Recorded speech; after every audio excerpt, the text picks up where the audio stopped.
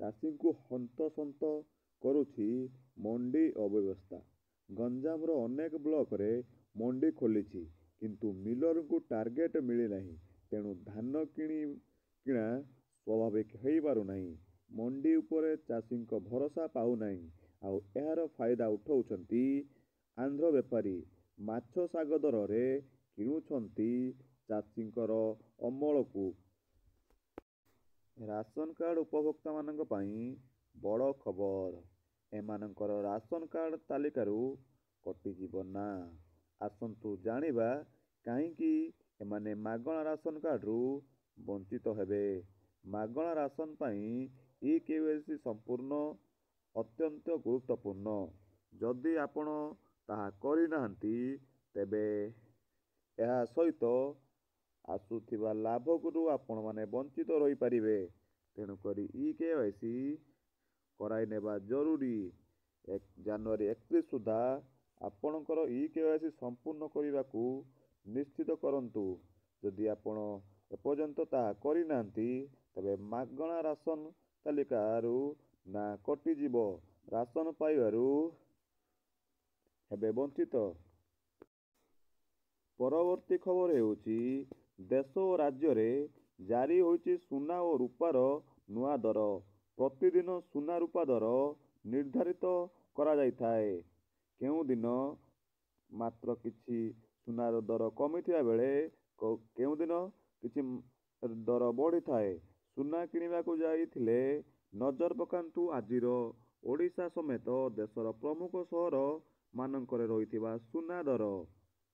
ଆଜି ଭାରତୀୟ ବଜାରରେ 12 କ୍ୟାରେଟ ସୁନାର ଦର ଗ୍ରାମ ପ୍ରତି 73,290 ଟଙ୍କା ରହିଥିବା ବେଳେ 24 କ୍ୟାରେଟ ମୂଲ୍ୟର ସୁନା ଦର 79,950 ଟଙ୍କା ରହିଛି।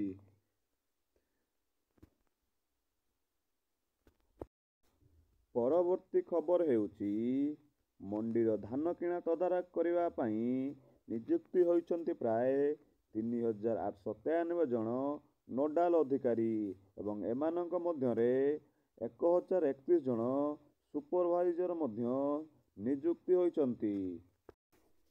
ପରବର୍ତ୍ତୀ ଖବର ହେଉଛି, ମେଟ୍ରିକ୍ ପ୍ରଶ୍ନପତ୍ରର ଭାଇରାଲକୁ ରୋକିବା ପାଇଁ ବୋର୍ଡ ପକ୍ଷରୁ ବଡ଼ ପଦକ୍ଷେପ ନିଆଯାଇଛି। ଚଳିତ ବର୍ଷଠାରୁ ମେଟ୍ରିକ୍ ପରୀକ୍ଷାର ସମସ୍ତ ପ୍ରଶ୍ନପତ୍ରରେ ରହିବ ୱାଟରମାର୍କ। ସେଲ୍ଫ ଡିଫେନ୍ସ ୱାଟରମାର୍କ ଥିବା ଏହି ପ୍ରଶ୍ନପତ୍ରରେ କୌଣସି ପୃଷ୍ଠାର ମୋବାଇଲ କ୍ୟାମେରା କିମ୍ବା ସ୍କାନରର ଫଟୋ ଉଠାଇଲେ ସେହି ୱାଟରମାର୍କ ଆସିଯିବ। କେଉଁ ପରୀକ୍ଷାର୍ଥୀଙ୍କୁ ସେହି ପ୍ରଶ୍ନପତ୍ର କେଉଁ ସେଣ୍ଟରରେ ଏବଂ କେଉଁ ହଲ୍, ତାହା ସେଥିରୁ ଜଣାପଡ଼ିଯିବ। ଦେଶର ପ୍ରଶ୍ନପତ୍ର ପ୍ରସ୍ତୁତି କରୁଥିବା ବିଭିନ୍ନ ଫର୍ମ ଓ ଦେଶର ପ୍ରମୁଖ ପରୀକ୍ଷା ଚଳାଉଥିବା ବୋର୍ଡ ଅନୁଧ୍ୟାନ କରିବା ସହ ଏହି ୱାଟରମାର୍କ ବ୍ୟବସ୍ଥା କରିଛି ମାଧ୍ୟମିକ ଶିକ୍ଷା ପରିଷଦ। ପରବର୍ତ୍ତୀ ଖବର ହେଉଛି, ଓଡ଼ିଶାରେ ଆୟୁଷ୍ମାନ ଭାରତ ଯୋଜନା ଲାଗୁ ଲାଗି ଚୁକ୍ତିନାମା ସ୍ୱାକ୍ଷରିତ ହେବା ପରେ ପୂର୍ବ ସରକାରଙ୍କ ଉପରେ ଆଇନ ମନ୍ତ୍ରୀ ପୃଥ୍ୱୀରାଜ ହରିଚନ୍ଦନ ବର୍ଷିଛନ୍ତି। ସେ କହିଛନ୍ତି, ପୂର୍ବରୁ ବିଭିନ୍ନ ସ୍ଥାନରେ ବିଜୁ ସ୍ୱାସ୍ଥ୍ୟ କଲ୍ୟାଣ କାର୍ଡ ଥାଇ କି ଲୋକେ ପ୍ରତ୍ୟାଖ୍ୟାତ ହେଉଥିଲେ। ବହୁତ ସ୍ଥାନରେ ଲୋକ ଶୋଷିତ ହେଉଥିଲେ। ହସ୍ପିଟାଲମାନେ ମନ ଇଚ୍ଛା ବିଲ୍ କରୁଥିଲେ।